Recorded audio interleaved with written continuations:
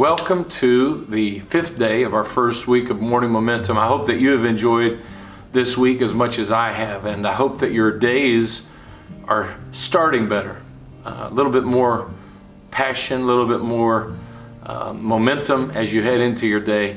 And so today, as we conclude this first week, and we've really been focusing on making sure that we start our year, our month, even our days, starting them better. And so I want to start today, if I could, with an interesting fact. And that is this: on Thanksgiving Day, Americans, you and I, consume 736 million pounds of turkey, spend $3.7 million on potatoes, purchase 57 million pounds of sweet potatoes, 28 million pies, and 40.5 million dinner rolls. I think it's somewhat ironic that the day of the year that we have made a day that we're going to take the focus off of us and put it other places, we celebrate that day with a nationwide unified pact to eat as much food as we possibly can. Now, don't get me wrong, I'm not wanting to change anything. I'm certainly not protesting. But giving thanks, truly giving thanks, wins the war against a litany of self-centered syndromes: entitlement, greed, selfishness, narcissism, and arrogance, just to name a few. All of those melt away in the presence of true gratitude. Self-help author Melody Beattie spoke of this greed buster when she stated, "Gratitude unlocks the fullness of life. It turns what we have into enough and more. It turns denial into acceptance, chaos to order, and confusion to clarity. It can turn a meal into a feast, a house into a home, and a stranger into a friend."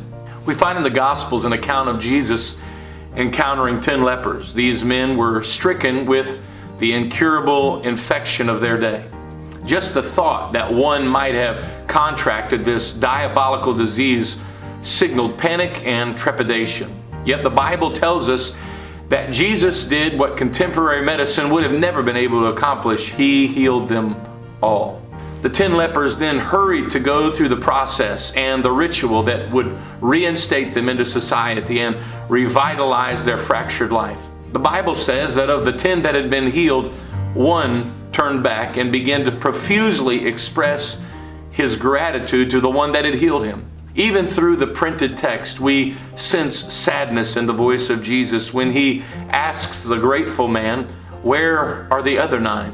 I believe that tone of sadness still resonates in the voice of the one that has done so much for humanity. He purchased our healing. He bore our grief.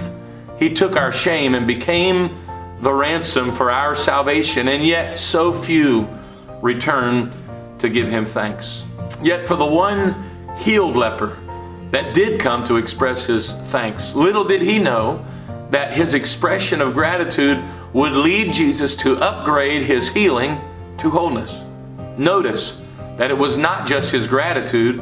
I'm sure they were all grateful, but it was the expression of gratitude that brought him to a place of wholeness. And this is what our expressed gratitude does. It makes us whole. It removes the cancer of entitlement and greed. It puts back together what selfishness and arrogance have shattered and ruined. Perpetual emptiness is replaced by an expanding contentment. Beginning our day by expressing thanks allows us to move forward with a sense of abundance rather than a feeling of lack. When my mornings have already established the fact that I have everything that I need, anything that I receive after that throughout my day is just an extra blessing. It's an added gift.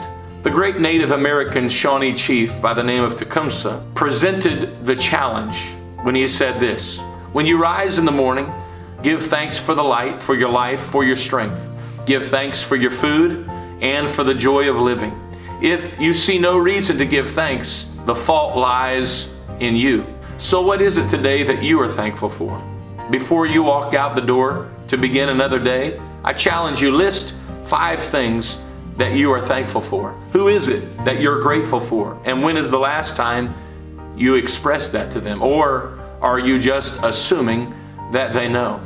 Right now, you need to set yourself a reminder to call that person and tell them how thankful you are for the investment that they have made in your life.